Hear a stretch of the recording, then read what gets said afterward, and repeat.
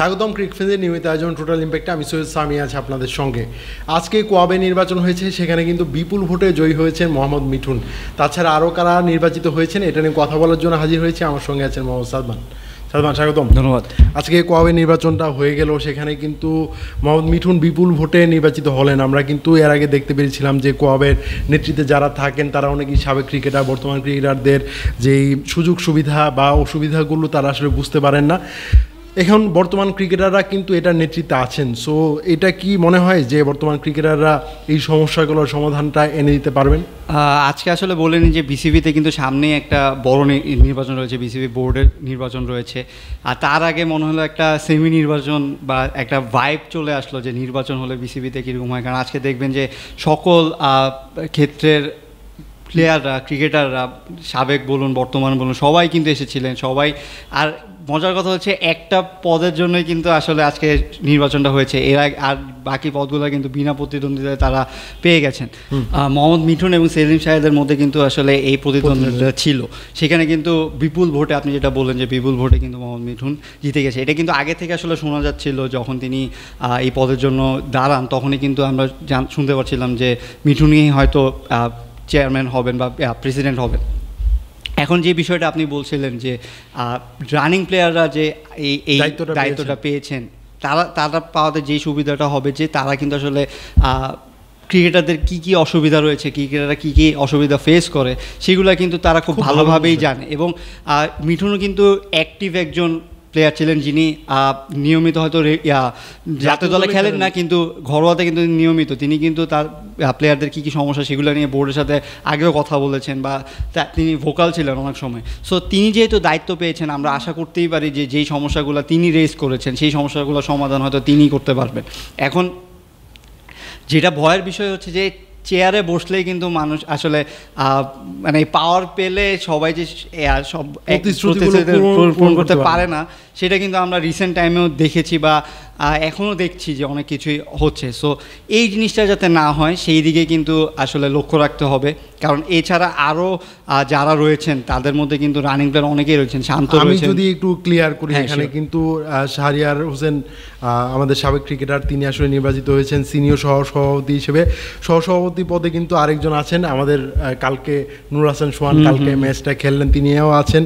তারপর কিন্তু নাজমুল হোসেন শান্ত, শামসুর রহমান, মেহেদি হাসান মিরাজ, রুমান আহমেদ, খালেদ মাসুদ পাইলট, ইমরুল কায়েস, ইরফান শুকুর এবং আকবর আলী।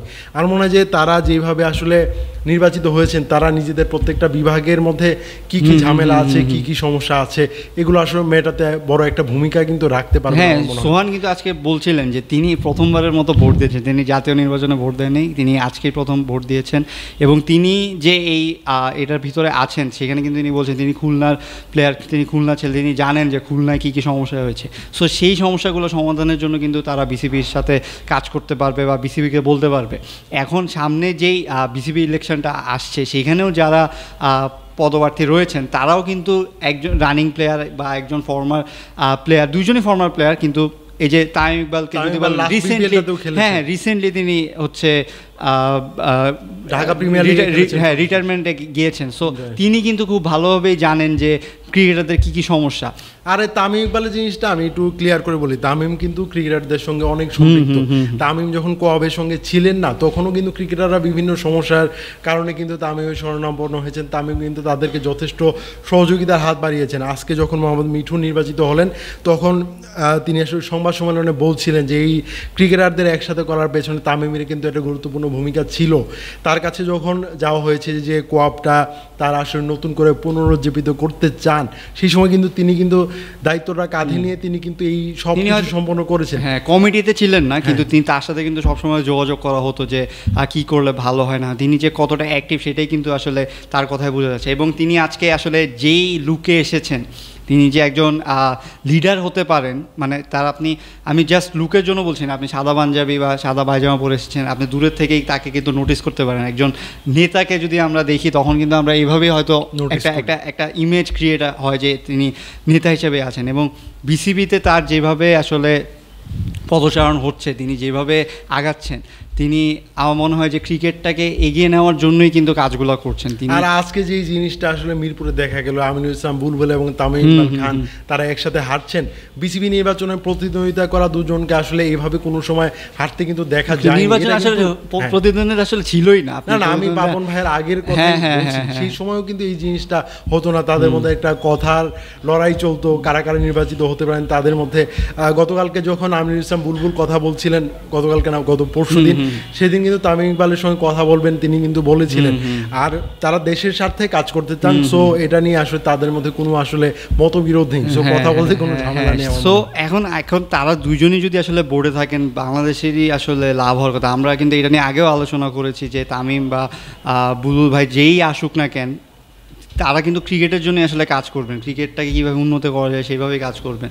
সো এখানে প্রেসিডেন্ট যদি যে কোনো একজনই, যদি আরেকজনের উচিত যে বোর্ডে থেকে কাজগুলা একসাথে হাতে হাত মিলিয়ে করা। না আর যেভাবে আসলে নির্বাচনের প্রস্তুতিটা নেওয়া হচ্ছে, হয়তো তামিম ইকবাল ক্লাবের প্যানেল থেকে নির্বাচন করবেন, সেক্ষেত্রে আমিনুল ইসলাম বুলবুল হয়তো বা বিভাগ বা জেলা কোটা থেকে নির্বাচন করবেন, সেক্ষেত্রে দুইজনই যদি বোর্ডে আসলে চলে আসেন, কেউ তাদের মধ্যে যে কোনো একজন আসলে সভাপতি হবেন, বাকি কেউ একজনকে আসলে সভাপতি হবেন না, কিন্তু বোর্ডে তো থাকবেন, তাদের কিন্তু মিলেমিশেই কাজ করতে হবে, সেইটাই কিন্তু তারা আসলে হয়তো প্র্যাকটিসটা করে নিচ্ছে। আর আপনি দেখবেন যে আমিনুল ইসলাম বুলবুল কিন্তু আইসিসির সাথে অনেক কাজ করেছেন, ছোট ছোট দলগুলোর সাথে কাজ করেছেন।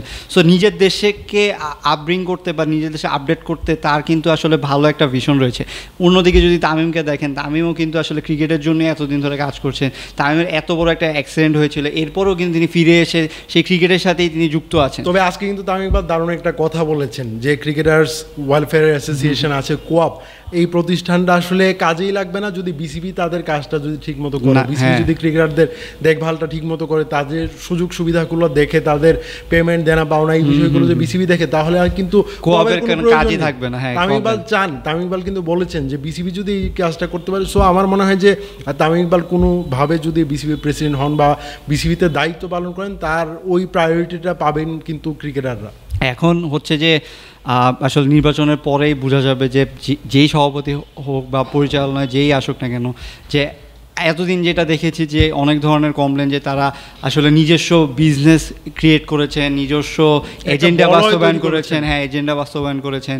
ক্রিকেটটা কিন্তু আসলে পিছিয়ে গেছে। ক্রিকেটটাকে অনেকেই বলে যে আগের যে বোর্ড ছিল এতদিন ধরে, তারা হয়তো তাদের আমলে অনেক উন্নত হয়েছে, তাদের আমলে অনেক ভালো ছিল, কিন্তু আপনারা চিন্তা করেন এতদিন ধরে আপনি যখন একটা আছেন, তখন অবশ্যই সেখানে কিছু উন্নতি থাকবে, সেখানে কিছু একটা থাকবে যেটা দেখানোর।